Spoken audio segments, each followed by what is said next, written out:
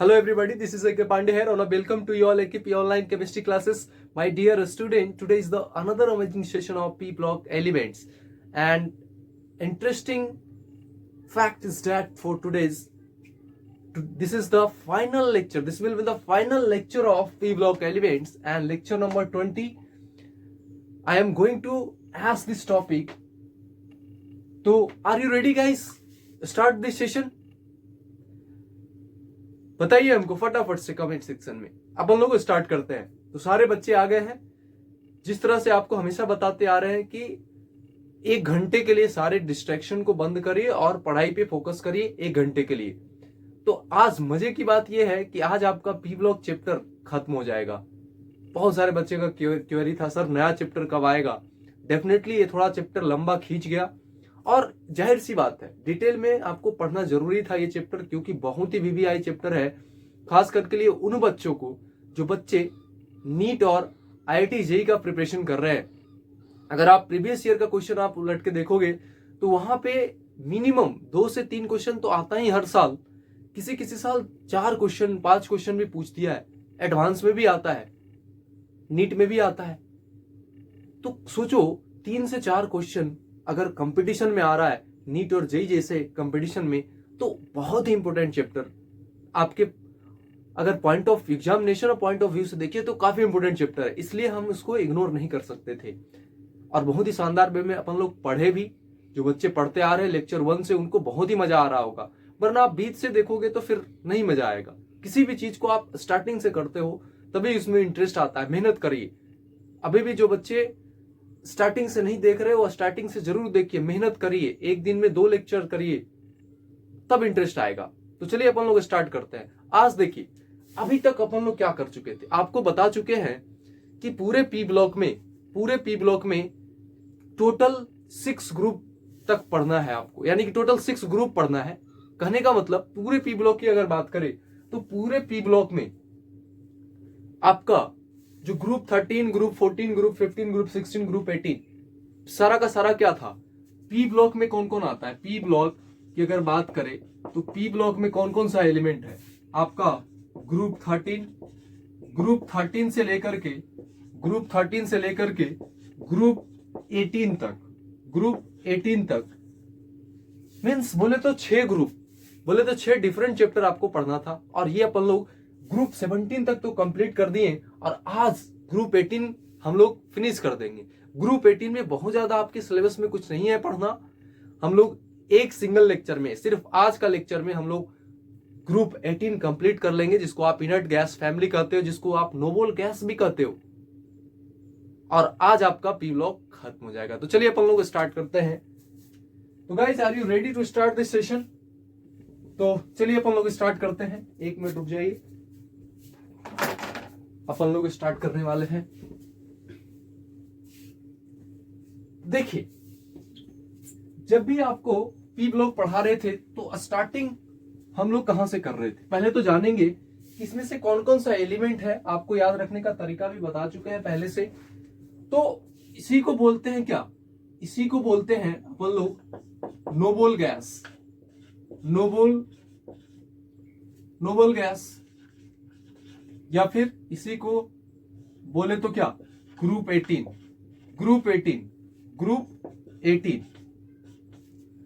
जिस टाइप से आप देख रहे थे क्या, ग्रुप 16 को आप चैल्कोजीन्स कह रहे थे, ग्रुप 15 को निकोजीन्स कह रहे थे, ग्रुप 17 को हैलोजन फैमिली कह रहे थे। आप ग्रुप 18 को क्या बोलोगे, नोबल गैस या इनर्ट गैस। तो पहले अपन लोग आते हैं कि इसमें से कौन कौन सा एलिमेंट होता है, ये दिमाग में आपको होना चाहिए। क्लियर है? तो नोबल गैस में ग्रुप 18 में कौन कौन सा एलिमेंट होता है बच्चा? Helium, neon, argon, krypton, xenon और radon. Helium, neon, argon, krypton, xenon और रेडॉन, यही आपका नोबल गैस में जो एलिमेंट आपको पढ़ना है। आपको पता है ना, नाम तो पता होगा, helium, neon, argon, krypton, xenon, radon. ये शॉर्ट फॉर्म में हमने लिखा है, आपको 4 फॉर्म बोल दिया, helium, neon, argon, krypton, xenon, radon, एकदम याद होना चाहिए। ठीक है सर, ग्रुप 18 का तो हमको पता हो गया ना। तो बच्चा अब आपको बताना है कि इलेक्ट्रॉनिक कॉन्फ़िगरेशन क्या होगा। आपको बताते आ रहे हैं ना, लेक्चर 1 से आपको बताते आ रहे हैं। जैसे देखो, इलेक्ट्रॉनिक कॉन्फ़िगरेशन हमको करना है। जैसे इलेक्ट्रॉनिक कॉन्फ़िगरेशन करना है तो आपको पता है, जैसे मान लो एक जनरल इलेक्ट्रॉनिक कॉन्फ़िगरेशन आ रहा था NS2 NP1, NS2 NP1। तो ये क्या था, ये आपका बोरोन फैमिली निकल के आ रहा था, बोरोन फैमिली, ठीक है सर, बोरोन फैमिली। फिर NS2 NP1, तो NP1 और NP2 कर दो तो ये आपका क्या हो जाता था, बोरोन फैमिली के बाद carbon family, carbon family, this is carbon family, ठीक है। फिर NS2 NP3, NP3 अगर आ जा रहा था, ये जनरल इलेक्ट्रॉनिक कॉन्फ़िगरेशन है। N आपका क्या था, N आपका नंबर ऑफ पीरियड जिसको आप कर रहे हो, आप वहां पे लोगे। जैसे मान लो आप क्या ले रहे हो, जैसे बोरोन लेते थे, तो बोरोन की अगर बात करें तो सेकंड पीरियड का एलिमेंट है, तो बोरोन का इलेक्ट्रॉनिक कॉन्फ़िगरेशन करना है। सीधा सीधा हमको तो आउटर मोस्ट से मतलब है ना। मेरे लिए इंपॉर्टेंट क्या होता है, आउटर मोस्ट इलेक्ट्रॉनिक कॉन्फ़िगरेशन, क्योंकि आप आउटर मोस्ट से ही आप क्या कर सकते हो, इलेक्ट्रॉन को एक्साइट कर सकते हो, या फिर इलेक्ट्रॉन आपको पता लगेगा कि कितना इसमें अनपेयर्ड इलेक्ट्रॉन है क्या, या सारा चीज पता करना है तो आप आउटर मोस्ट से पता करते हो, या आयनाइजेशन एनर्जी के बारे में पता करना है। तो जैसे मान लो बोरोन, तो बोरोन की अगर बात कर रहे हैं तो बोरोन क्या था, सेकेंड पीरियड का था, तो n बराबर 2, n बराबर 2 था तो क्या हो जाता था 2s2 2p1, ये बोरोन का आपका इलेक्ट्रॉनिक कॉन्फ़िगरेशन हो जाता था। कहने का मतलब ये सब आपको बता चुके। एक जनरल इलेक्ट्रॉनिक कॉन्फ़िगरेशन n के फॉर्म में लिख दिया, NS2 NP1। अब देखो मजे की बात यहां पे ये आ रहा है, ध्यान से देना बच्चा, क्या हो रहा है देखो, NS2 NP3, तो P3 आ रहा है, तो अब ये चला जाएगा किसमें, नाइट्रोजन फैमिली में। ये नाइट्रोजन फैमिली का इलेक्ट्रॉनिक जनरल इलेक्ट्रॉनिक कॉन्फ़िगरेशन था। फिर आ जाओ NS2 NP4 NP4, तो देखो ना कितना हो रहा है, 4 इलेक्ट्रॉन P वाले में और 2 6 में, तो टोटल 6 हो गया। आउटर मोस्ट में 6 इलेक्ट्रॉन किसका होता है, ऑक्सीजन फैमिली का। तो ये किसका फैमिली, कौन सा फैमिली का हो गया, this is oxygen family, oxygen family electronic configuration. NS2 NP NP5, 5 P में 5 है, S में 2 है, तो टोटल 7 हो गया। ये आपका हैलोजन फैमिली का था जिसको आप ग्रुप 17 कर रहे थे, ये हैलोजन फैमिली का जनरल इलेक्ट्रॉनिक कॉन्फ़िगरेशन था। अब उसी टाइप से NS2 NP6 दे देंगे तो ये आपका आ जाएगा किसका, इनर्ट गैस का, इनर्ट गैस का। ध्यान रहे हीलियम हीलियम का एटॉमिक नंबर 2 होता है और ये फर्स्ट पीरियड का है, इसलिए हीलियम का क्या होता है 1s2 हीलियम का होता है। बाकी आप जनरल इसको रख सकते हैं, लेकिन सिर्फ हीलियम का 1s2 होता है क्योंकि ड्यूएट कंप्लीट करके वो अपना स्टेबल हो गया। तो ये तो था क्या आपका 1 2 3 4, तो इतना ग्रुप आपको पढ़ना था पूरे पी ब्लॉक में। क्या, boron family, carbon family, nitrogen family, oxygen family, halogen family और इनर्ट गैस फैमिली। ये भी आपका फैमिली इनर्ट गैस फैमिली, ठीक है। ये तो जनरल कॉन्फ़िगरेशन जो पहले से आ रहा था। अब देखिए, अब इसका कॉन्फ़िगरेशन तो आप खुद कर लोगे, क्या हो जाएगा। हीलियम का देखिए 1s2, बेसिकली हीलियम पूरे पी ब्लॉक में अगर बात करें, पूरे पी ब्लॉक में आपको पीरियड, फर्स्ट पीरियड का आपको पता है कि आप पीरियोडिक टेबल जब आप खोलोगे, जैसे मान लो ये पीरियोडिक टेबल आपका बोर्ड ऐसा दिखाई दे रहा है, तो horizontally means left to right जाओगे तो वहां से पीरियड आपका डिफाइन होता है। पहले फर्स्ट क्लास में ये सारी चीज आपको बता चुके हैं। तो ये था पीरियड। और वर्टिकली मींस ग्रुप ऊपर से जो गिर रहा है, जी से गिरना मींस ऊपर से जो वर्टिकली होता है, इस टाइप से टोटल 18 ग्रुप होता है। अब आपको पता है कि हीलियम एक ऐसा एलिमेंट था पी ब्लॉक में जो फर्स्ट पीरियड का आ रहा था, बाकी सभी सेकेंड पीरियड से स्टार्ट हो रहा था। सिर्फ हीलियम को छोड़ दिया जाए तो हीलियम आपका पीरियड 1 से स्टार्ट हो रहा था, ठीक है। तो 1s2 हो जाएगा। अब नियोन आओगे तो नियोन तो सेकेंड पीरियड का है, तो 2s2 2p6, अरे अभी तो बताए ना, NS2 NP6 inert gas family का जनरल इलेक्ट्रॉनिक कॉन्फ़िगरेशन, हीलियम छोड़िए बाकी सब में अब ये अप्लाई होगा। तो N के जगह पे 2 मिस हीलियम, नियोन आपका सेकेंड पीरियड का है, तो N के जगह पे 2 आएगा, इसलिए 2s2 2p6 हो जाएगा। इसका इलेक्ट्रॉनिक कॉन्फ़िगरेशन R1 का करोगे तो थर्ड पीरियड का है तो इनके जगह पे 3s2 3p6 क्रिप्टन का देखिए, क्रिप्टन का फोर्थ पीरियड का है तो 4s2 4p6। Xenon fifth period का है तो 5s2 5p6। और रेडॉन सिक्स पीरियड का है तो 6s2 6p6। ये इसका जनरल इलेक्ट्रॉनिक कॉन्फ़िगरेशन है। क्लियर है? सारे बच्चों को क्लियर है? फटाफट से कमेंट सेक्शन में बताइए। Very good. तो देखिए ये था आपका जनरल इलेक्ट्रॉनिक कॉन्फ़िगरेशन। ठीक है सर। अब यहां से आपको ये भी पूछते आ रहे थे कि इसमें से कौन सा गैस है, लिक्विड है, क्या है, गैस है, लिक्विड है, सॉलिड है, ये एलिमेंट किस फॉर्म में एग्जिस्ट करता है, आपको बता दे। पहली बात आप ध्यान से सुनना, नोबल गैस या फिर उसको इनर्ट गैसेस भी बोलिए। अब सवाल है कि इसका नाम इनर्ट गैस क्यों हुआ, नोबल गैस या बोले तो inert gas. Inert gas, inert gas. अब इनर्ट गैस इसको क्यों बोलते हैं, जरा ध्यान से देखना। इसके आउटर मोस्ट इलेक्ट्रॉनिक कन्फिगरेशन जब आप कर रहे थे तो ये तो इसका ड्यूएट कंप्लीट है, पी में 6 हो गया, एस में 2 गया, ऑक्टेट कंप्लीट है, ऑक्टेट कंप्लीट है, ऑक्टेट कंप्लीट है, ऑक्टेट कंप्लीट है, ऑक्टेट कंप्लीट है। आपको केमिकल बॉन्डिंग में पढ़ाते आ रहे हैं बच्चा कि ड्यूएट और ऑक्टेट कंप्लीट है अगर उस एलिमेंट का तो वो स्टेबल है। अब इनर्ट गैस फैमिली में, नोबल गैस फैमिली में जितना भी एलिमेंट है सभी ड्यूएट और ऑक्टेट कंप्लीट करके रखा है, यानी कि वो ऑलरेडी स्टेबल है। तो जब वो ऑलरेडी स्टेबल है तो ये क्या किसी से रिएक्शन करेगा क्या, इसलिए उसी को बोलते हैं इनर्ट गैस। मींस ऐसा गैस जो किसी के साथ रिएक्ट नहीं करेगा, मींस इनर्टनेस, मतलब इनर्ट है, वो इनर्ट, निष्क्रिय है ना, वो कोई प्रतिक्रिया नहीं देगा, वो कोई किसी के साथ रिएक्शन नहीं करने वाला, मींस इनर्ट है वो। ठीक है? क्यों इनर्ट है? क्योंकि अभी ये जस्ट तो आपको बताया ना, जनरल इलेक्ट्रॉनिक कॉन्फ़िगरेशन करने के बाद हमको क्या पता लगा कि सभी का सभी ऑक्टेट और ड्यूएट कंप्लीट कर चुका है, इसलिए वो इनर्ट है, क्योंकि स्टेबल है, बहुत ही ज्यादा स्टेबल है, इसकी वजह से उसको इनर्ट गैस फैमिली भी कहते हैं। क्लियर है ये बात? तो अब देखो, अब मजे की बात यहां पे ये है कि इसमें से सारा का सारा, सभी का सभी गैसियस, गैस में, गैस फॉर्म में रहता है, गैसियस फॉर्म में एग्जिस्ट करता है। ये भी गैस है, आपका क्रिप्टन भी गैस है, आपका जेनॉन भी गैस है, आपका रेडॉन भी गैस है, ये भी गैस है। बट ध्यान रहे ये जो रेडॉन है ना, ये रेडियो एक्टिव है, रेडियो एक्टिव है, रेडियो एक्टिव है, रेडियो एक्टिव है। This is radio active radon.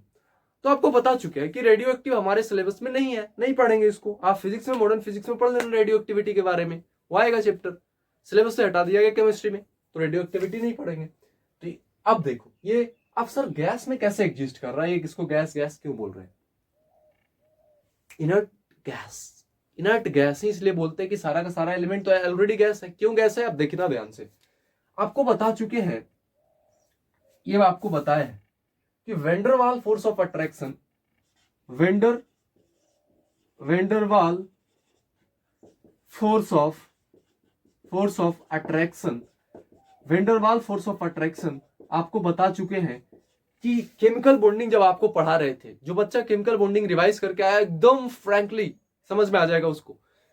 Van der Waals force of attraction आपको पढ़ाए कि वो क्या है, बिगेस्ट फोर्स है। ये कैसा फोर्स है? बिग फोर्स है, बिग फोर्स है। तो फोर्स ऑफ अट्रैक्शन अगर बिग होगा तो जाहिर सी बात है जो मॉलिक्यूल होंगे वो काफी दूर दूर होंगे, क्योंकि फोर्स ऑफ अट्रैक्शन अच्छा है नहीं। जितना फोर्स ऑफ अट्रैक्शन होना चाहिए था उतना फोर्स ऑफ अट्रैक्शन नहीं है। इसकी वजह से अब क्या हो जाएगा बच्चा कि ये गैस फॉर्म में एग्जिस्ट करेगा, बता चुके आपको पहले। तो ये था आपका इनर्ट गैस फैमिली। तो चलिए, अभी जगह नहीं है तो इसको जगह बनाइए, फटाफट से नोट करिए, फिर अपन लोग आगे बढ़ते हैं।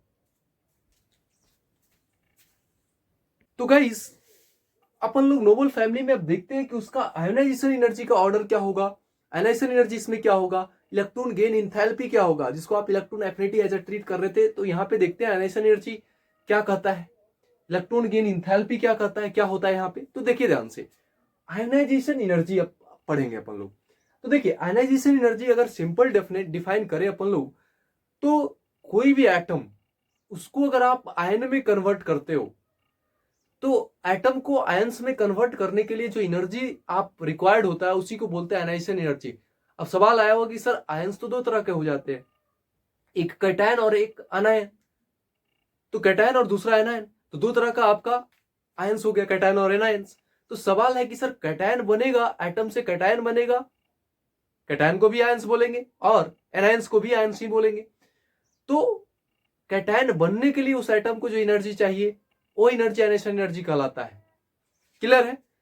कैटायन बनने के लिए, जैसे मान लो आयनेशन एनर्जी क्या होता था, आपको पढ़ाते आ रहे हैं फर्स्ट क्लास में, जब आपको केमिकल बॉन्डिंग तो होता ही, वहां भी आया था बहुत बार, और periodic table and properties class 11th में, और यहां भी आपको बता रहे आयनेशन एनर्जी का सिंपल डेफिनेशन ये था। अगर आप डेफिनेशन पे चलोगे तो आइसोलेटेड गैसियस एटम के उसके आउटर मोस्ट ऑर्बिट से जो इलेक्ट्रॉन को रिमूव करने के लिए जितना अमाउंट ऑफ एनर्जी का रिक्वायरमेंट होता था उसको आयनेशन एनर्जी बोल रहे थे। तो यानी कि आपको इलेक्ट्रॉन रिमूव करना है, जैसे मान लो इलेक्ट्रॉन रिमूव करते थे तो सोडियम से Na में चला जाता था, तो पॉजिटिव चार्ज आ रहा है, तो इलेक्ट्रॉन को रिमूव करना है उसके आउटर मोस्ट ऑर्बिट से, तो कितना एनर्जी का रिक्वायरमेंट होगा उसको आप आयनेशन एनर्जी कह रहे थे। तो यहां पे क्या, कौन सा आयन बन रहा है, कैटायन बन रहा है। तो कैटायन बन रहा है तो उसको आयनेशन एनर्जी बोलते हैं, जो एनर्जी आप देते हो। और अगर अगर एनायन बन रहा है, कैटायन बन रहा है तो आयनेशन एनर्जी, अगर एनायन बन रहा है तो एनायन बन रहा है, इसका मतलब निगेटिव चार्ज आ रहा है। तो कब आएगा, जब इलेक्ट्रॉन को गेन करेगा, जब इलेक्ट्रॉन को एक्सेप्ट करेगा, आपको इलेक्ट्रॉन यहां पे गेन करना पड़ेगा, पुट डालना पड़ेगा, तो वो हो गया आपका इलेक्ट्रॉन गेन एंथैल्पी। अब हम लोग क्या पढ़ रहे हैं, नोबल गैस फैमिली पढ़ रहे हैं। तो यहां पे मजे की बात यह आ रहा है कि आयनाइजेशन एनर्जी आप अगर देखोगे, आपको पता है कि सर हमको तो ये पता है कि जितने भी नोबल गैस में एलिमेंट है वो सभी के सभी स्टेबल है, और ऑक्टेट और ड्यूएट कंप्लीट कर चुके हैं, मींस स्टेबल है। अब कोई जब ज्यादा स्टेबल है, वो स्टेबल है, जैसे मान लो कोई अमीर इंसान है, वो अपना काम पे फोकस करता है। स्टेबल करने का मतलब वो, मान लो धनी आदमी है, कोई अमीर इंसान है, वो फालतू का बकवास नहीं करता, वो अपना काम पे फोकस करता है। जैसे मान लो अब नोबल गैस का जितना भी एलिमेंट है वो सभी का सभी स्टेबल है, तो एनर्जी वहां पे अगर आपको इलेक्ट्रॉन को रिमूव कराना है तो ज्यादा एनर्जी देना पड़ेगा। अब जाहिर सी बात है, कोई इंसान अगर अमीर है तो उसको अगर आप उससे मिलना चाहते हो तो पहले आपको अपॉइंटमेंट लेना पड़ेगा, यानी कि आपको एनर्जी का रिक्वायरमेंट होगा डेफिनेटली। तो यहां पे जो आयनाइजेशन एनर्जी होगा नोबल गैस में आप पढ़ रहे हो, तो काफी बहुत ही ज्यादा स्टेबल एलिमेंट है, तो डेफिनेटली आपको क्या करना पड़ेगा, हाई एनर्जी का रिक्वायरमेंट होगा। तो इसलिए यहां पे जो हमने लिखा है, this element have high positive ionisation energy, और जाहिर सी बात है एनर्जी आप दे रहे हो ना, तो एनर्जी आप दे रहे हो तो यानी कि हाईली क्या होगा, एंडोथर्मिक प्रोसेस होगा। और बिकॉज ऑफ जो लिखा गया है, जो हमने लिखा है अभी जस्ट, क्या, because of noble gas are stable, noble gas stable है। अब जब नोबल गैस स्टेबल है, then removal of electron from stable elements. अब स्टेबल है, नोबल गैस स्टेबल है, डेफिनेटली स्टेबल है। आप देखे हो, इलेक्ट्रॉनिक कॉन्फ़िगरेशन भी करके देखे हो, डुवेट और ऑक्टेट कंप्लीट कर रहा है। केमिकल बॉन्डिंग में आपको पढ़ाते आ रहे हैं, पढ़ा चुके हैं कि अगर डुवेट और ऑक्टेट कंप्लीट कर चुका है तो वो स्टेबल एलिमेंट होता है। और जब एलिमेंट स्टेबल है तो जाहिर सी बात है, वहां पे अगर आपको रिमूव करना है इलेक्ट्रॉन को तो बहुत ही टफ है, बहुत ही कठिन कार्य है। तो क्या करना पड़ेगा, high amount of energy required होगा। तो आपको क्या करना पड़ेगा, वहां पे बहुत ही हाई एनर्जी, आपको एनर्जी देना पड़ेगा अगर आपको इलेक्ट्रॉन को रिमूव करना है। तो ये आपका नोबल गैस में आपका ये हो गया क्या, आयनाइजेशन एनर्जी का फंडा। नेक्स्ट देखते हैं, नेक्स्ट का जो कॉन्सेप्ट है इलेक्ट्रॉन गेन एंथैल्पी। अभी हमने क्या बोला कि अगर आपको आयनाइजेशन एनर्जी या इलेक्ट्रॉन गेन एंथैल्पी इसको डिफाइन करना है तो आपके दिमाग में एक सिंपल सा दिमाग में ये डेफिनेशन आना चाहिए कि किसी भी एटम को अगर आप आयंस में कन्वर्ट कर रहे हो तो वहां पे आयनाइजेशन एनर्जी और इलेक्ट्रॉन गेन एंथैल्पी आप डिफाइन करते हो। आयनाइजेशन एनर्जी तब डिफाइन करते हो जब उस एटम को अगर आप कैटायन में बनाना चाह रहे हो, इस कैटायन बनाना चाह रहे हो, तो जो एनर्जी का रिक्वायरमेंट होता है उसको बोलते हैं हम आयनाइजेशन एनर्जी। अगर आप एनायंस बनेगा वहां पे, मींस जैसे मान लो यहाँ पे क्या है, फ्लोरीन है, अब फ्लोरीन को fluorine F minus fluorine ion में आप बनाना चाहते हो, तो आपको जितना एनर्जी का रिक्वायरमेंट, यहां भी एनर्जी का क्या होगा, रिक्वायरमेंट होगा, यहां पे एनर्जी भी आपको क्या करना पड़ेगा। बेसिकली पहले क्या होता था, आप जब एनाइजेशन इलेक्ट्रॉन एफिनिटी वगैरह पढ़ते थे तो क्या था, इलेक्ट्रॉन का एडिशन, तो नोबल गैस के अलावा अगर आप देखोगे ग्रुप 17 हो या 16, 15, 14 या 13, इसके अलावा देखोगे तो उसमें आपको स्टेबल एलिमेंट नहीं था। क्लियर है?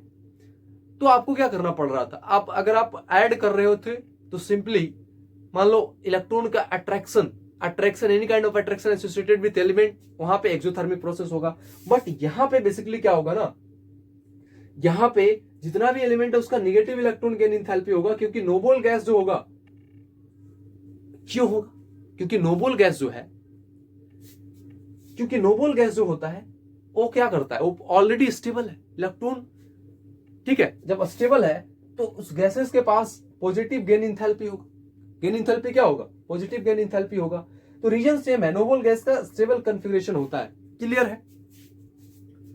तो आपका इलेक्ट्रॉन, ये आपका क्या हो गया, इलेक्ट्रॉन गेन एंथैल्पी। क्लियर है सभी को? क्लियर है? Very good. Melting point and boiling point, ये भी अपन लोग फर्स्ट क्लास में जब पी ब्लॉक देखे थे तो कहीं ना कहीं ये झलक दिखते आ रहा था कि मेल्टिंग पॉइंट और बॉइलिंग पॉइंट का अगर आपको ऑर्डर पता करना है तो वैन डर वाल फोर्स बहुत ही कामगार, बहुत ही है ना, आसानी से क्वेश्चन कर ले जा रहे थे। तो कोई बात नहीं, यहां भी आप नोबल गैस फैमिली पढ़ रहे थे, थोड़ा बहुत मेल्टिंग पॉइंट बॉइलिंग पॉइंट में थोड़ा बहुत इधर उधर होता था, लेकिन इसमें कोई है ना इरेगुलर ट्रेंड नहीं। आप सीधा सीधा वैन डर वाल फोर्सेस अगर आपको पता है उसका ट्रेंड आप निकाल लोगे। क्लियर है? इसका आप ऑर्डर लिख लोगे।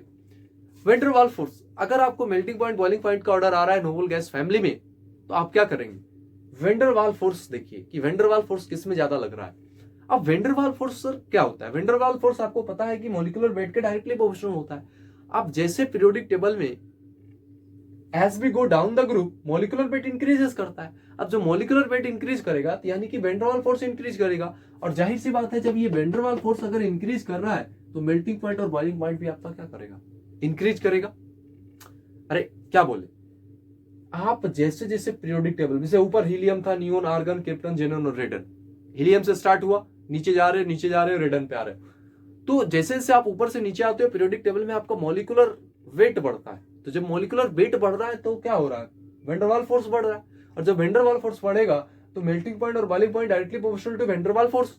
तो यानी कि यहां से हमको एक बात पता तो लग गया कि मेल्टिंग पॉइंट और बॉइलिंग पॉइंट का अगर ऑर्डर होगा तो ये मेल्टिंग पॉइंट और बॉइलिंग पॉइंट का ऑर्डर क्या हो जाएगा, जैसे ऊपर से नीचे आओगे मेल्टिंग पॉइंट और बॉइलिंग पॉइंट बढ़ेगा। तो हीलियम, नियोन, आर्गन, क्रिप्टन, जेनन, रेडन, सबसे ज्यादा रेडन का, फिर जेनोन, क्रिप्टन और आर्गन, ये सब आपका क्या हो गया, ये मेल्टिंग पॉइंट का ऑर्डर है। अब याद रखने का तरीका क्या है, हेमा, नेहा और करिश्मा सिनेमा की रानी। हेमा, नेहा और करिश्मा सिनेमा की रानी, ये याद रखने का तरीका था नोबल गैस फैमिली का एलिमेंट। आप अपने तरीका से याद रख सकते हो। तो ये था आपका मेल्टिंग पॉइंट बॉइलिंग पॉइंट का ऑर्डर, ये था आपका आयनाइजेशन एनर्जी के बारे में, ये था इलेक्ट्रॉन गेन एंथैल्पी के बारे में। तो क्लियर है यहां तक? तो चलिए नोट करिए इसको फटाफट से। तो गाइस अब अपन लोग रिएक्शन ऑफ नोबल गैस देखते हैं। देखिए नोबल गैस में क्या क्या एलिमेंट थे। नोबल गैस में आपका हीलियम, नियोन, आर्गन, क्रिप्टन और जेनियम।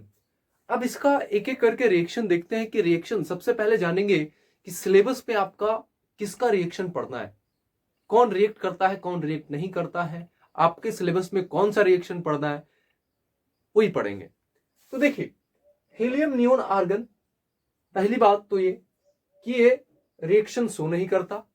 आपको बताते आ रहे कि जितना भी सिलेबस है पहले सिलेबस अपन लोग देख लेंगे, फिर अपन लोग आगे पढ़ते रहेंगे ना। तो जाहिर सी बात है हीलियम, नियोन, आर्गन कोई रिएक्शन शो ही नहीं करता, तो फिर तो उसकी चर्चा ही नहीं करेंगे। दूसरी चीज क्रिप्टन और जेनोन, ये सिर्फ और सिर्फ यही दो एलिमेंट पूरे जितना भी आप नोबल गैस में एलिमेंट देख रहे हो, कौन कौन सा एलिमेंट है, हीलियम है, नियोन है, आर्गन है, क्रिप्टन है, जेनन है और रेडन है। हीलियम, नियोन, आर्गन, क्रिप्टन, जेनन, रेडन में से सिर्फ जेनन और क्रिप्टन और जेनन ही आपका रिएक्शन शो करता है, बाकी नहीं करता है। तो अब आते हैं पॉइंट पे। मजे की बात यह है, काम की बात यह है कि क्रिप्टन सिर्फ और सिर्फ एक ही कंपाउंड बनाता है। वो कौन सा बनाता है, KrF2। क्या बात है सर, हमारा काम तो और आसान हो गया। कि क्रिप्टन अब एक ही कंपाउंड बनाएगा KrF2, काम खत्म। अब बाद बाकी जो बचा एक और एलिमेंट, वो कौन सा है?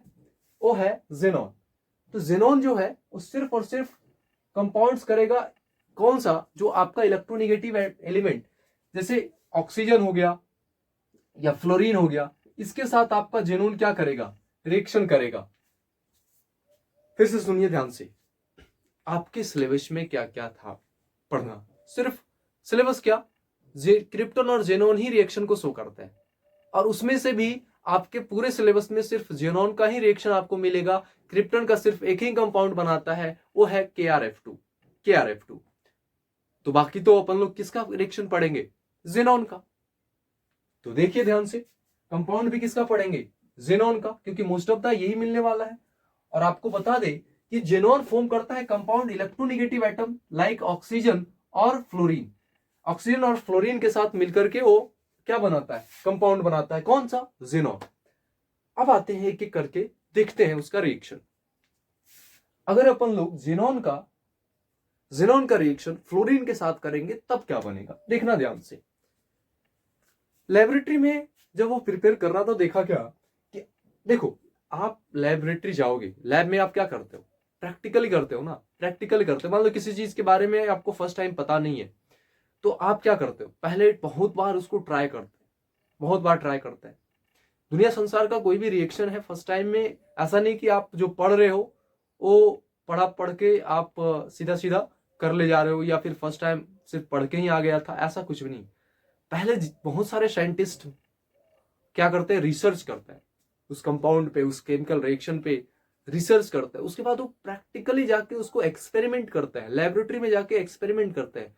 बाय एक्सपेरिमेंट, वो एक्सपेरिमेंट करके बारीकी से एक एक चीज को लिखते हैं। उसमें कंपोजिशन, कितना अमाउंट रखना है, कितना क्या रखना है, उसका कंपोजिशन क्या होना चाहिए, किस रेशियो में होना चाहिए, और ये क्या शो कर रहा है, कैसा रिएक्शन शो कर रहा है, कैसे वो कितना हीट करने पे वो रिएक्ट करके एक नया तरह का कंपाउंड दे रहा है। तो वो सारा का सारा चीज आप देखोगे तो कहां से आता है? वो एक्सपेरिमेंट करता है, एक्सपेरिमेंटली लेबोरेटरी में जाके उसको एक्सपेरिमेंट रिसर्च करता है उस पर, तब जाके वहां से आता है। और ये चीज आप पढ़ रहे हो जो ऑलरेडी पहले से एक्सपेरिमेंट हो चुका है। तो क्या किया, बेसिकली क्या हुआ, जब आप तैयार करोगे ना, तो जेनॉन को जब आप एक्सेस में लोगे, दो केस होगा। जेनॉन का आप फ्लोरीन के साथ रिएक्शन करोगे तो क्या होगा? या तो जेनॉन आप एक्सेस में लो, या तो फ्लोरीन आप एक्सेस में लो। ये है ना दो केस। जब हम एक एक करके देखते हैं, जब हम लोग जेनॉन को एक्सेस में लेते हैं तब क्या बन रहा है? तो जेनॉन जब आप एक्सेस में ले रहे हो और टेम्परेचर आप कितना ले रहे हो, 673 केल्विन पे, जब आप उसको हीट दे रहे हो, तो आपको जो कंपाउंड मिलता है जेनॉन का, वो मिलता है XeF2 का। तो जाहिर सी बात है, हमारा जेनॉन एक्सेस में है, तो सिर्फ और सिर्फ कौन सा कंपाउंड मिल रहा है? XeF2। अगर फ्लोरीन एक्सेस में हो जाए, अगर फ्लोरीन को हमने एक्सेस में कर दिया, F2 को अगर हमने एक्सेस में कर दिया, तो F2 XeF2 के अलावा बनेगा, या तो XeF4 बन जाए या XeF6 बन जाए। जाहिर सी बात है कि जेनॉन जो है उसके आउटर मोस्ट में ऑक्टेट तो कंप्लीट है उसका, डेफिनेटली, तो 6 तक भी तो बना सकता है। XeF6, XeF4 भी बनाएगा जब फ्लोरीन आप एक्सेस में लोगे। तो यहां से मजे की बात यह निकल के आया कि जब जेनॉन एक्सेस में था और F2, और आप हीट कितना पे दे रहे हो, 673 केल्विन का अगर आप हीट दे रहे हो, तो यहां से जो कंपाउंड मिला जेनॉन का, Xe और F2, आपको फिर से बता दे, एक बार फिर से सुनिए।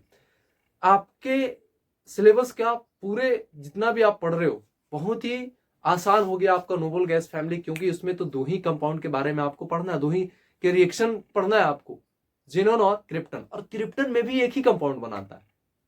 हमारा काम और आसान, KrF2। और समझिए कि पूरे सिलेबस में अगर आपको पढ़ना है नीट और जेई या 11th-12th में, तो सिर्फ और सिर्फ जेनॉन का आप देखोगे। वो भी जेनॉन किसके साथ रिएक्ट करेगा? मोर इलेक्ट्रोनिगेटिव एलिमेंट, जैसे कि आपका ऑक्सीजन और फ्लोरीन हो गया, उसके साथ मिलकर आपको रिएक्शन करेगा और कंपाउंड बनाएगा।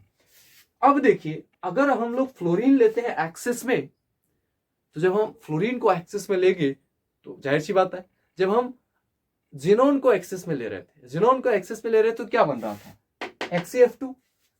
तो जिनोन को एक्सेस में XeF2 बन रहा था, तो फ्लोरीन को अगर एक्सेस लेंगे तो XeF2 के अलावा कोई प्रोडक्ट बनेगा, तो कौन सा प्रोडक्ट बनेगा, XeF4 बनेगा और XeF6 बनेगा। तब जिनोन का अगर F2, जब यहां पे फ्लोरीन को हम एक्सेस में ले रहे हैं, फ्लोरीन को एक्सेस में ले रहे हैं, फिर 573 केल्विन पे आप हीट करोगे तो XeF4 बनेगा। लेकिन ध्यान रहे जो रेशियो होगा 1:5 के रेशियो में। कहने का मतलब अगर आप 1 मोल जिनोन ले रहे हो तो फ्लोरीन का कितना होना चाहिए, 5 मोल आपको फ्लोरीन लेना पड़ेगा, तभी तो एक्सेस में होगा। तब 573 केल्विन पे जब आप हीट करोगे तब यहां से XeF4 मिल जाएगा आपको कंपाउंड। दूसरा, यहां भी हम लोग फ्लोरीन को ही एक्सेस में ले रहे हैं, लेकिन रेशियो ध्यान में रहे कि रेशियो 1:20 के रेशियो में अगर आप ले रहे हो और हीट कितना में कर रहे हो, 873 केल्विन में, तब जाके जो कंपाउंड मिलेगा XeF6 मिलेगा। बेसिकली 1:20 कहने का मतलब 1 मोल आप जिनोन ले रहे हो तो 20 मोल आपको क्या, फ्लोरीन लेना पड़ेगा, तब जाके 1:20 का रेशियो है ये। तो 1:20 का रेशियो में यानी कि यहां पे फ्लोरीन क्या हो गया, आपका एक्सेस हो गया। तो फ्लोरीन जब एक्सेस में है तो दो ही प्रोडक्ट बना रहा है, XeF4 और XeF6। और जब जिनोन एक्सेस में है तो सिर्फ एक ही कंपाउंड बना रहा है। कौन सा कंपाउंड बना रहा है, XeF2। तो क्लियर है यहां तक, वेरी गुड। अब देखिए एक और इंटरेस्टिंग बात क्या है कि FCX6 can also be prepared by XeF4। साइंटिस्टों ने और ट्रायल मारा। देखो बेसिकली होता क्या है, आप प्रैक्टिकली करते हो किसी भी चीज का, फर्स्ट टाइम जब एग्जिस्टेंस में आता है आप उसको दुनिया के सामने लाते हो तो क्या करते हो, पहले खूब रिसर्च चलता है उस पर, साइंटिस्ट बहुत रिसर्च करते हैं, उसको एक्सपेरिमेंट करते हैं, एक्सपेरिमेंटली फिर जाके आप वो पढ़ रहे हो, इतना आसानी से थोड़े ना आ जाए।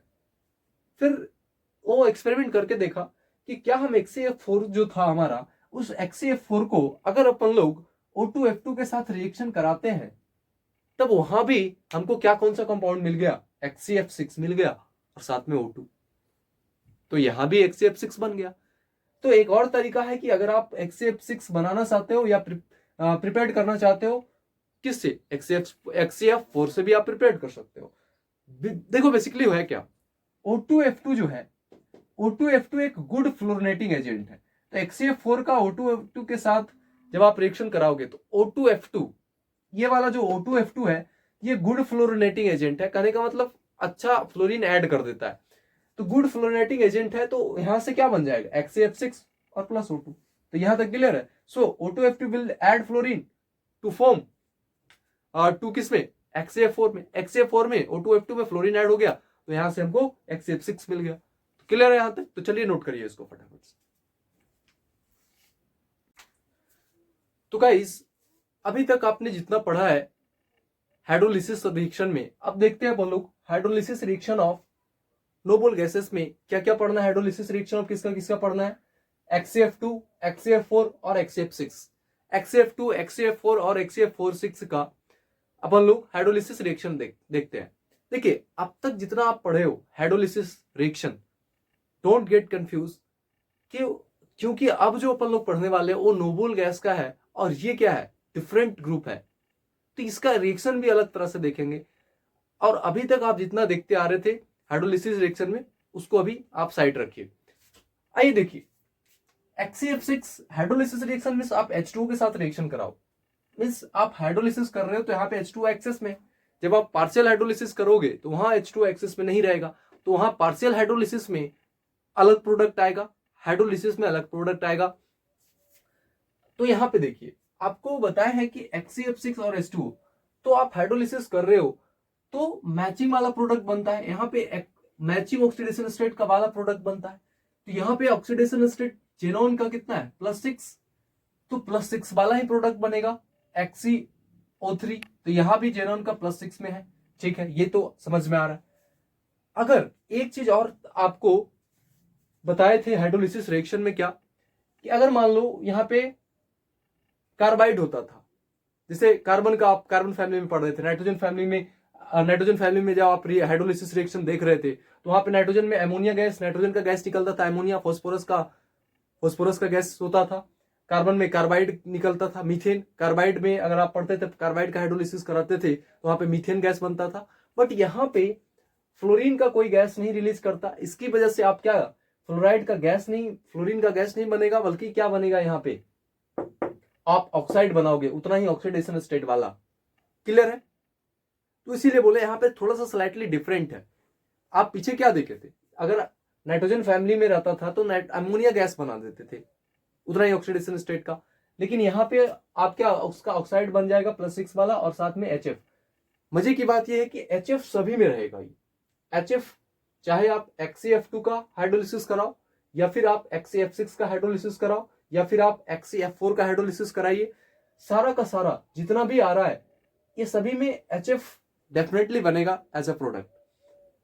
ध्यान देने की बात यह है, अब आपको एक सिंपल ट्रिक बताएंगे, आपको सारा का सारा रिएक्शन एग्जामिनेशन तक फ्रैंकली आपको दिमाग में रहेगा और आपसे क्वेश्चन भी बनेगा, आपको रट्टा नहीं मारना डायरेक्ट। देखिए क्या हुआ, दूसरा रिएक्शन में जब आओगे, XeF2 है, जब आप इसका हाइड्रोलिसिस करा रहे हो, बेसिकली क्या हो रहा है, यहां पे XeF6 था, तो जब आप यहां आ रहे थे XeF2 में, तो फ्लोरीन 3 टाइम्स आपका क्या हो गया, कम गया।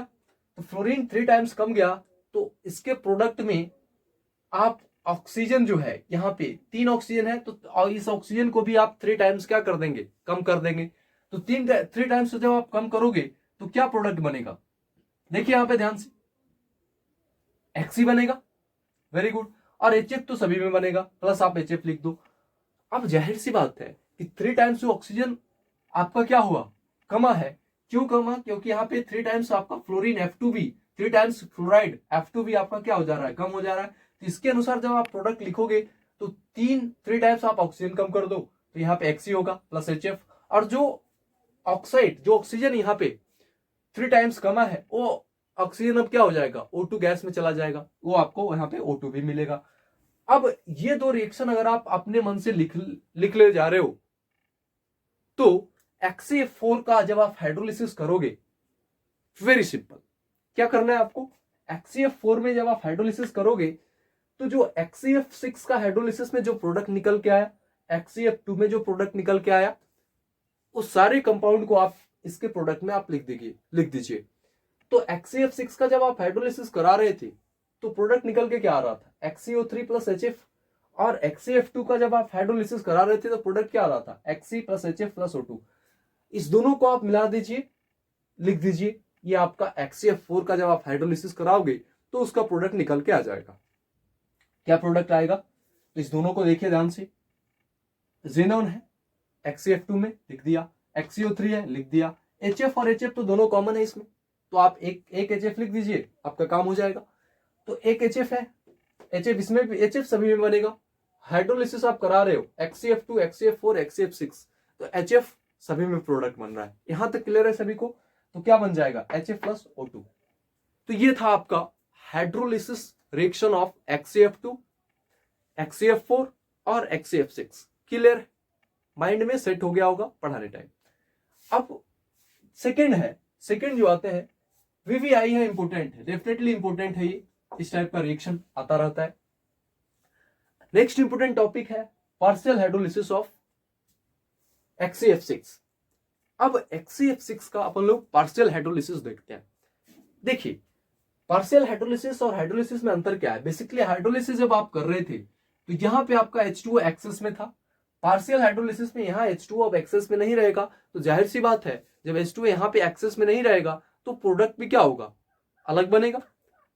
जब आप हाइड्रोलिसिस कर रहे थे तो यहाँ पे H2O एक्सेस था, तो वहां प्रोडक्ट डिफरेंट बन रहा था, और यहाँ पे प्रोडक्ट डिफरेंट बनेगा क्योंकि आप पार्शियल हाइड्रोलिसिस कर रहे हो।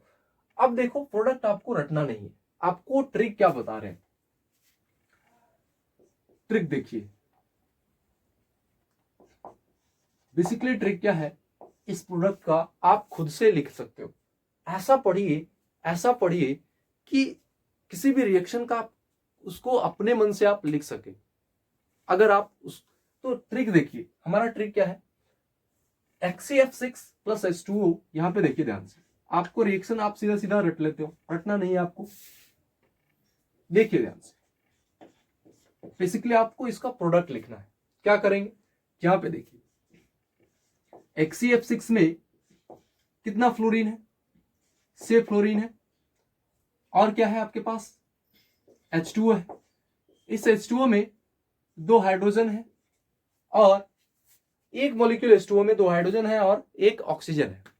ठीक है, हमको पता है हाइड्रोलिसिस रिएक्शन से हम देखते आ रहे हैं, क्या देखते आ रहे हैं कि HF वाला प्रोडक्ट तो सभी में बन रहा है, HF वाला प्रोडक्ट तो सभी में बन रहा है, लेकिन पार्शियल हाइड्रोलिसिस में आप देखिए कि मैक्सिमम HF बनाने के बाद जो बचेगा आप उसको लिख दीजिए और साथ में आप HF भी लिख दीजिए, जितना मैक्सिमम HF आप बनाए हो। ये था आपका ट्रिक। नहीं आया समझ? देखो बेसिकली क्या है, आप क्या करिए, इस टाइप से लिख लिया, उसमें देखिए क्या मेरा मकसद है कि मैक्सिमम HF बनाना। ट्रिक क्या है, ट्रिक की अगर बात करें, मैक्सिमम HF बनाओ, मैक्सिमम HF बनाए, तो मैक्सिमम HF बनाओ ना। यहां पे कितना HF बनेगा, बेसिकली यहां पे अगर आप देखोगे तो 2 HF बनेगा। तो 2 HF बनने के बाद, ठीक है, यहां पे 2 HF लिख दिया हमने। अब 2 HF बनने के बाद बचा क्या, यहां पे 4 फ्लोरीन बचा और यहां पे एक ऑक्सीजन भी तो है, प्लस एक ऑक्सीजन है, एक ऑक्सीजन है। जब आप इसको मिलाओगे तो 4 फ्लोरीन है, तो क्या बन जाएगा, और साथ में एक जेनॉन भी बचा हुआ है, XCF4, तो यहां से बन जाएगा क्या, XCOF4। तो प्रोडक्ट तो अपने आप निकल के आ गया, प्रोडक्ट क्या आ गया, XCOF4। देखो तो जब XCOF4 प्लस 2HF, क्या रट्टा मारने का आवश्यकता है क्या, इतना अमेजिंग वे में आपको पढ़ाया जा रहा है, तो आप अधिक से अधिक अपने दोस्तों को, अधिक से अधिक नीडी स्टूडेंट को शेयर करिए। इतना अमेजिंग लेक्चर चल रहा है। देखिए बेसिकली हुआ क्या, उसी टाइप से जब आप नेक्स्ट वाले देखोगे, इसका प्रोडक्ट आप खुद से लिख ले जाओगे। क्या है यहाँ पे, XCF6 प्लस, क्योंकि आप पार्शियल हाइड्रोलिसिस देख रहे हो किसका, XCF6 का, यहाँ पे 2H2O दे दिया, कोई दिक्कत नहीं है, आप प्रोडक्ट यहाँ पे लिख लोगे। अब देखो यहाँ पे XCF6 में यहाँ पे कितना फ्लोरीन है, 6 फ्लोरीन है, यहाँ पे हाइड्रोजन आप 4 हो गया। मैक्सिमम आप कितना HF बना सकते हो इससे, मैक्सिमम आप 4 HF बनाओगे। ठीक है, जब आपने 4 HF बनाया तो इसके अलावा अब क्या बच गया, 4 HF बनाओ। ठीक है, 4 HF बन गया। जब 4 HF बन गया तो बचा क्या, 2 फ्लोरीन इसके पास है, 2 फ्लोरीन अभी बचा हुआ है और जेनॉन भी बचा हुआ है। ठीक है, तो आप क्या लिखेंगे, XCF2, और साथ में जब 4 HF आपने बना दिया तो 2 ऑक्सीजन भी बचा हुआ है, तो यहां से निकल के आ जाएगा XCO2F2। अब इस यहां पे ऐड कर दो तो क्या प्रोडक्ट निकल के आ गया, XCO2F2। नेक्स्ट देखिए XCF6 प्लस 3H2। अब यहां भी उसी टाइप से करना है, टोटल 6 फ्लोरीन है, यहां पे टोटल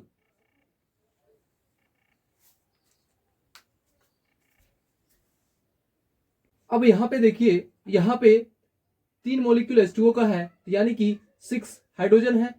तो जब आप इसको बनाओगे तो क्या बनेगा, तो मैक्सिमम HF कितना बनेगा, 6 HF बनेगा। तो लिख दो यहां से 6 HF। 6 HF बनने के बाद आपके पास क्या बच गया, 6 फ्लोरीन तो चला गया, 6 हाइड्रोजन चला गया, बच क्या गया आपके पास, Xc और O3। क्या शानदार वे में, कितना अमेजिंग वे में आपको बताया गया, क्या कभी भूलोगे क्या एग्जामिनेशन से पहले। तो चलिए इसको फटाफट से नोट करिए। तो गाइस अभी तक अपन लोग जितना पढ़े हैं, जितना भी कंपाउंड आपका जेनॉन का फ्लोरीन के साथ, जेनॉन का ऑक्सीजन के साथ, जेनॉन का फ्लोरीन ऑक्सीजन के साथ, तो जितना भी कंपाउंड अपन लोग देखे हैं, अब एक एक करके, अब मजेदार बात यह है कि अब हम अपन लोग स्ट्रक्चर, हाइब्रिडाइजेशन, ज्योमेट्री, शेप, ये सब देखने वाले हैं। तो क्या क्या कंपाउंड अपन लोग पढ़ चुके हैं, XCF2, XCF4, XCF6, ये सारा का सारा कंपाउंड हम लोग पढ़ चुके हैं। और एक ये भी कंपाउंड देखा था XCF4, XCO2F2, XCO3, ये सारा कंपाउंड हम लोग पढ़ चुके हैं। इसका रिएक्शन ये कैसे बना, कैसे आया, ये सारा चीज पढ़ चुके हैं। अब जो है स्ट्रक्चर देखने वाले, तो देखिए ध्यान से, अगर आपको स्ट्रक्चर पता करना है, पहले क्या चाहिए, उसके हाइब्रिडाइजेशन पे जाइए। स्ट्रक्चर बनाने के लिए आपको केमिकल बॉन्डिंग में बहुत ही डिटेल में करा रखे हैं, उसको जाइए रिवाइज करिए केमिकल बॉन्डिंग को। और देखिए अब आते हैं एक एक करके अपन लोग देखते हैं। HCF2 का स्ट्रक्चर पहले देखेंगे। तो स्ट्रक्चर देखने से पहले आपको बता दें हाइब्रिडाइजेशन, अगर हाइब्रिडाइजेशन पता हो जाता है तो केमिकल बॉन्डिंग में हम लोग पढ़ चुके हैं। मान लीजिए हाइब्रिडाइजेशन अगर आपका sp3d आ रहा है तो उसका ज्योमेट्री पता लग जाएगा कि ट्राइगोनल बाई पिरामिडल होगा, शेप पता लग जाएगा, लीनियर होता है। तो ये सब सारा चीज हम लोग को पता लग जाएगा अगर हाइब्रिडाइजेशन पता हो जाए तो। और यहां से अपन लोग स्ट्रक्चर ड्रॉ कर लेंगे। तो चलिए एक एक करके देखते हैं। आपको एक शॉर्ट ट्रिक बताए थे, बहुत ही शानदार बहुत ही जानदार ट्रिक आपको बताया गया था केमिकल बॉन्डिंग में। अगर आपको याद आ रहा होगा, जो बच्चा पढ़ के आया है उसको डेफिनेटली दिमाग में होगा। आपको क्या कहे थे, हाइब्रिडाइजेशन अगर निकालना है तो 99% क्वेश्चन में आपको ये अप्लाई हो जाएगा। हाइब्रिडाइजेशन निकालने के लिए आप valence electron, sum of valence electron क्या करिए, सम ऑफ वैलेंस इलेक्ट्रॉन। अगर सम ऑफ वैलेंस इलेक्ट्रॉन, आप उस कंपाउंड में वैलेंस इलेक्ट्रॉन का टोटल सम करिए। अगर सम 2 या 2 से अधिक है और 8 या 8 से छोटा है तब 2 से डिवाइड करिए, या फिर 8 से बड़ा होगा या फिर 56 के इक्वल या 56 से कम होगा तब आप वहां 8 से डिवाइड करिए। ये टेक्निक था, ये ट्रिक था आपके लिए। थर्ड जो है, अगर 56 से अधिक नंबर आ रहा है, मान लो आपने क्या किया, वैलेंस इलेक्ट्रॉन को सम किया। टोटल वैलेंस इलेक्ट्रॉन इस कंपाउंड में, वैलेंस इलेक्ट्रॉन आपको पता है और ये होना चाहिए, पूरे पी ब्लॉक आप पढ़ चुके हैं कि वैलेंस इलेक्ट्रॉन किसमें कितना होता है। बोरोन फैमिली है, इसमें वैलेंस इलेक्ट्रॉन 3। आप आओगे कार्बन फैमिली तो 4 वैलेंस इलेक्ट्रॉन। इलेक्ट्रॉनिक कन्फिग्रेशन करिए, आउटरमोस्ट इलेक्ट्रॉनिक कन्फिग्रेशन, जिसको आप जनरल इलेक्ट्रॉनिक कन्फिग्रेशन में हम आपको बताते आ रहे थे, वो इलेक्ट्रॉनिक कन्फिग्रेशन आप करते जाइए, आपको पता लगता जाएगा कि उसके आउटरमोस्ट में कितना इलेक्ट्रॉन है, पता लग जाएगा। जैसे जेनॉन है, ग्रुप 18 है, इनर्ट गैस फैमिली का है, उसके वैलेंस इलेक्ट्रॉन में 8 इलेक्ट्रॉन होते हैं, इसलिए 8 हो गया प्लस 8। फ्लोरीन का है, फ्लोरीन आपका क्या है, हेलोजन फैमिली का है। हेलोजन फैमिली का वैलेंस इलेक्ट्रॉन में कितना इलेक्ट्रॉन होता है, 7। कितना है, 2। 7 इंटू 2 कर दीजिए, टोटल जोड़ोगे तो 22 आ रहा है। तो सम ऑफ वैलेंस इलेक्ट्रॉन इस कंपाउंड में हमको निकल के आ गया, कितना आ गया, 22। अब आप क्या करोगे, 22 है यानी कि 8 से बड़ा है और 56 से छोटा है, तो कितना से डिवाइड करेंगे अपन लोग, बताओ। तो 8 से आप डिवाइड कर दो तो यहाँ पे 5 आ रहा है, यानी कि ये जो क्वेश्चन आया आपका, यहां से हमको ये पता लग गया कि हाइब्रिडाइजेशन क्या हो गया, sp3d। हाइब्रिडाइजेशन sp3d हो गया। तो according to chemical bonding chapter आपको पढ़ा चुके हैं कि अगर हाइब्रिडाइजेशन sp3d है तो ज्योमेट्री आपका क्या आ जाएगा, ज्योमेट्री ट्राइगोनल बाई पिरामिडल हो जाएगा। Very good. तो ज्योमेट्री ट्राइगोनल बाई पिरामिडल हो गया, तो यहां से आप ज्योमेट्री पहले बना लो, ट्राइगोनल बाई पिरामिडल। तो आप बीच में जेनॉन रखोगे, 2 फ्लोरीन है, ऊपर दे दो। देखो अरेंजमेंट ऐसा होना चाहिए, अरेंजमेंट आप ऐसा करिए उसमें ताकि जो लोन पेयर का रिपल्सन हो वो मिनिमम हो, तब जाके आपका मॉलिक्यूल्स मोस्ट ज्यादा स्टेबल होगा, मोर स्टेबल होगा। तो यहां पे अगर फ्लोरीन को आप रख देते, मीन्स आपको ऐसा अरेंज करना है, ऐसा अरेंज करिए, बनाइए। जब भी स्ट्रक्चर आप बना रहे हो तो स्ट्रक्चर में एक चीज का आप जरूर ध्यान रखेंगे कि जो लोन पेयर है उसका अरेंजमेंट इस टाइप से होना चाहिए कि उसमें रिपल्सन कम से कम होना चाहिए। मिनिमम रिपल्सन होगा, कंपाउंड आपका स्टेबल होगा, मोर स्टेबल होगा इन द कंपेरिजन ऑफ जहां पे लोन पेयर का रिपल्सन ज्यादा होगा इसके कंपेयर में। तो ऐसा आप स्ट्रक्चर, ये स्ट्रक्चर हो गया। तो यहां पे अगर हमारा काम क्या है, अब पता करना है कि इस कंपाउंड में हाइब्रिडाइजेशन तो पता लग गया। हाइब्रिडाइजेशन पता करने का एक शॉर्ट ट्रिक आपको जस्ट ये बताया है, इसको आप ध्यान में रखेंगे, ये वाला ट्रिक। इससे आपका हाइब्रिडाइजेशन आ गया। हाइब्रिडाइजेशन पता हो गया तो हमको पता हो जाएगा इसका ज्योमेट्री। अब ज्योमेट्री पता हो गया, आपसे अगर ये भी पूछ सकता है कि लोन पेयर बताओ, लोन पेयर बताने के लिए आप क्या करोगे, आपने जो हाइब्रिडाइजेशन निकाला है, ये जो टोटल क्वेश्चन 5 आया है, ये जो 5 आया है, उस 5 में से जब आप हाइब्रिडाइजेशन निकाल रहे थे तो जो आया क्वेश्चन दोनों का, तो यहाँ जो 5 है उसमें माइनस कर दीजिए। क्या माइनस करेंगे, उस कंपाउंड में सराउंडिंग एटम कौन है, सराउंडिंग एटम कौन है, HCF2 में Hc जेनॉन आपका सेंट्रल एटम है और F2 आपका सराउंडिंग एटम है। तो सराउंडिंग एटम 2 है तो टोटल लोन पेयर 5 - 2 यानी कि 3 आ गया। तो लोन पेयर टोटल इस कंपाउंड में कितना आ गया, 3 आ गया। और ये स्ट्रक्चर है, आप ड्रॉ कर लोगे। केमिकल बॉन्डिंग में भी बहुत ही शानदार बेस में आपको बता चुके हैं। तो चलिए इसको फटाफट से नोट करिए।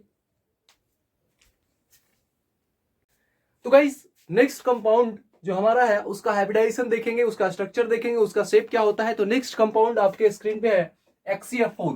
XCF4 का सबसे पहला काम क्या करिए आप, हाइब्रिडाइजेशन निकालिए। हाइब्रिडाइजेशन निकालने के लिए अभी जस्ट शानदार ट्रिक क्या बताए थे कि सम ऑफ वैलेंस इलेक्ट्रॉन देखिए। तो वैलेंस इलेक्ट्रॉन जेनॉन है ग्रुप 18 का, वैलेंस इलेक्ट्रॉन 8 है प्लस फ्लोरीन 7, तो 4 फ्लोरीन है, तो मल्टीप्लाइड बाय 4 करिए, टोटल आ गया 36। इस 36 को यानी कि आप क्या करना पड़ेगा, 8 से डिवाइड करना पड़ेगा। ट्रिक आपको बताए थे कि 2 या 2 से अधिक और 8 से कम रहेगा तो आप 2 से डिवाइड करिए, 8 से अधिक रहेगा और 56 या 56 से कम रहेगा तो आप 8 से डिवाइड करिए, और 56 से ग्रेटर देन 56 रहेगा, मींस 56 से अधिक रहेगा तो आप 18 से डिवाइड करेंगे। तो यहां पे आप 8 से डिवाइड करोगे तो करने के बाद जो आया हाइब्रिडाइजेशन पता हो गया कि sp3d2 हाइब्रिडाइजेशन हो गया। लोन पेयर निकालना चाहते हो कोई बात नहीं, ये जो 6 आया इसमें से आप surrounding item, number of surrounding item को माइनस कर दीजिए। तो नंबर ऑफ सराउंडिंग आइटम कितना है, 4 है, तो 2 लोन पेयर हो गया। अब हमको पता लग गया कि 2 लोन पेयर हो गया, और यहां से हाइब्रिडाइजेशन से पता लग जाएगा, आपको केमिकल बॉन्डिंग में पढ़ा चुके हैं कि अगर आपको हाइब्रिडाइजेशन पता हो गया, किसी भी कंपाउंड का अगर ज्योमेट्री पता करना है तो आप हाइब्रिडाइजेशन निकाल लो। हाइब्रिडाइजेशन पता हो गया, वहां से आप ज्योमेट्री निकाल सकते हो। तो ज्योमेट्री क्या हो गया, ऑक्टाहेड्रल। तो ऑक्टाहेड्रल हो गया, टोटल कितना है 4 फ्लोरीन, उसको सराउंडिंग आइटम रख दीजिए। और लोन पेयर को अब कोई कहेगा सर यहाँ पे लोन पेयर नहीं रख सकते, इस फ्लोरीन के पास भी लोन पेयर, और ऑलरेडी आप लोन पेयर रखोगे, लोन पेयर रिपल्सन काफी होगा। आपको स्ट्रक्चर जब भी बना रहे हो ध्यान रहे कि लोन पेयर वहां पे आप सेटल करिए जहां पे लोन पेयर का रिपल्सन मिनिमम हो, कम से कम रिपल्सन हो। तो हम लोग 180 डिग्री पे रख दिया। अगर इसी लोन पेयर को यहां पे रखता तो कहीं ना कहीं 60 डिग्री पे आप रखते, और 180 डिग्री तो एंगल काफी बढ़ गया, एक इधर है एक इधर है, तो रिपल्सन काफी कम होगा। तो लोन पेयर एक ऊपर रख दो एक नीचे रख दो, तो ये आपका स्ट्रक्चर हो गया, ये आपका ज्योमेट्री हो गया। अब शेप, तो शेप उसका स्क्वायर प्लैनर होता है। नेक्स्ट है XCF6। XCF6 में भी आप क्या करोगे, चलिए वैलेंस इलेक्ट्रॉन निकालिए। वैलेंस इलेक्ट्रॉन निकला 50 आया यहां से, तो 50 को फिर 50 यानी कि 56 से आपका कम है, तो आप क्या करोगे, 8 से डिवाइड करने पे 7 आ रहा है, तो हमको पता लग गया कि इसका हाइब्रिडाइजेशन sp3d3 है। अब हाइब्रिडाइजेशन पता लग गया कि इसका sp3d3 है, तो ज्योमेट्री पता लग जाएगा, हाइब्रिडाइजेशन से केमिकल बॉन्डिंग में पढ़ा है, तो पेंटागोनल बाइपिरामिडल हो जाएगा। इस पिरामिड की तरह आप देखोगे इस टाइप से, ऐसे पिरामिड कैसे रहता है, एक मंदिर का भी देखना ध्यान से, इस टाइप से एक पिरामिड की तरह आपको दिखाई देगा। तो लोन पेयर यहां से पता लग गया कि एक लोन पेयर है, इस लोन पेयर को वहां सेटल कर दीजिए, और आपका कितना है टोटल फ्लोरीन कितना है इसमें 6, तो XCF6। अगर आपसे शेप पूछे तो शेप क्या हो जाएगा, डिस्टॉर्टेड ऑक्टाहेड्रल। तो चलिए इसको नोट करिए फटाफट से। तो गाइस नेक्स्ट कंपाउंड का आपको हाइब्रिडाइजेशन स्ट्रक्चर और शेप बताना है, क्या है XCOF4। क्या करिए, हर जगह वही काम करना है, आप हाइब्रिडाइजेशन निकालिए सबसे पहले, और हाइब्रिडाइजेशन निकालने के लिए आप क्या करोगे, वैलेंस इलेक्ट्रॉन का सम। तो सम ऑफ वैलेंस इलेक्ट्रॉन कितना हो गया इसमें, 8 + 6 + 7 × 4, यानी कि टोटल 42 आ रहा है। अब 42 आया यानी कि 8 से तो बड़ा है और 56 से छोटा है, तो आप 8 से डिवाइड करोगे, तो यहां से निकालने के बाद जो क्वेश्चन आ रहा है ये 6 आ रहा है, तो हाइब्रिडाइजेशन हम बोल देंगे क्या आ गया, sp3d2। अब sp3d2 आपको पता हो गया, हाइब्रिडाइजेशन पता हो गया, तो यहां से आप ज्योमेट्री पता कर लोगे। ज्योमेट्री क्या हो जाएगा, ऑक्टाहेड्रल ज्योमेट्री पता हो गया, ठीक है। अब लोन पेयर भी निकाल लो, क्योंकि लोन पेयर भी होता है कंपाउंड में, तो लोन पेयर पता लग जाएगा, क्योंकि आपको जब स्ट्रक्चर ड्रॉ करोगे तो लोन पेयर को आपको प्लेस्ड करना होगा स्ट्रक्चर में उस जगह पे जहां से मिनिमम रिपल्सन मिले, ताकि उसके बीच का एंगल ज्यादा से ज्यादा हो। तो लोन पेयर क्या आ गया, लोन पेयर कैसे निकालते हो, ये जो आया क्वेश्चन 6 उसमें से माइनस कर दो कितना सराउंडिंग आइटम है, तो टोटल सराउंडिंग आइटम कितना हो गया, 4 फ्लोरीन और 1 ऑक्सीजन। सराउंडिंग आइटम है 4 फ्लोरीन और 1 ऑक्सीजन, तो टोटल 5 सराउंडिंग आइटम है, तो -5, एक हमको पता लग गया कि लोन पेयर इसमें 1 है।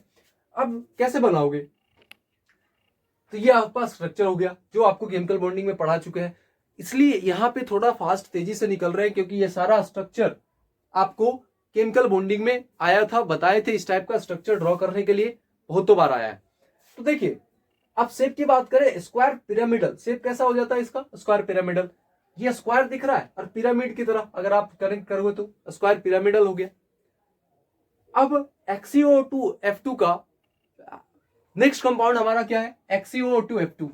वैलेंस इलेक्ट्रॉन का सम कितना हो जाएगा, टोटल जेनोन का 8 होता है वैलेंस इलेक्ट्रॉन, ऑक्सीजन का 6, 2 ऑक्सीजन है मल्टीप्लाइड बाय 2 करिए, फ्लोरीन का 7 होता है, 2 फ्लोरीन है मल्टीप्लाइड बाय 2 करिए, जब टोटल करोगे 34 आ गया यहाँ पे। अब 34 आ गया, जो ट्रिक बताए थे आपको क्या है, 56 से कम है और 8 से ग्रेटर है, यानी कि 8 से डिवाइड करना पड़ेगा आपको। तो डिवाइड करने के बाद जो क्वेश्चन आया ये 5 आ रहा है, यानी कि sp3d2। sp3d2 जो आया आपको पता लग गया यहां से। हाइब्रिडाइजेशन जैसे ही पता लगा, हमको ज्योमेट्री पता है, केमिकल बॉन्डिंग में पढ़ चुके हैं, तो ज्योमेट्री क्या हो जाएगा, ट्रायगोनल बाई पिरामिडल। अब लोन पेयर निकाल लो ना, लोन पेयर निकालना बहुत ही सिंपल है। क्या करो, ये जो 5 आया है 5 इसमें माइनस करिए, क्या माइनस करेंगे, सराउंडिंग एटम। सराउंडिंग एटम कौन है, आप सेंट्रल एटम ढूंढ लीजिए। सेंट्रल एटम हमको पता लग गया कि जेनोन सेंट्रल एटम है, और इसके अलावा जो बचा सराउंडिंग एटम, तो 2 ऑक्सीजन है 2 फ्लोरीन है, तो टोटल सराउंडिंग एटम 4 हो गया, माइनस दिस, तो उसमें पता लग गया कि एक लोन पेयर है। इस लोन पेयर को ऐसा अरेंज करिए ताकि लोन पेयर रिपल्सन कम से कम हो। क्लियर है, तो ये आपका शेप, ये आपका ज्योमेट्री हो गया। क्लियर है, रही बात शेप की, तो शेप इसका जो शेप होता है, शेप सीशॉ। बेसिकली आप देखे होंगे पार्क वगैरह में आप देखते हो इस टाइप का, आप ऐसा मतलब कि ये जो होता है इस टाइप का, एक इधर बैठते हैं एक इधर बैठते हैं, मतलब सीसॉ स्ट्रक्चर है ये। क्लियर है, वेरी गुड। तो इसका शेप सीसॉ हो गया, तो नोट करिए फटाफट से, इसको नोट करिए।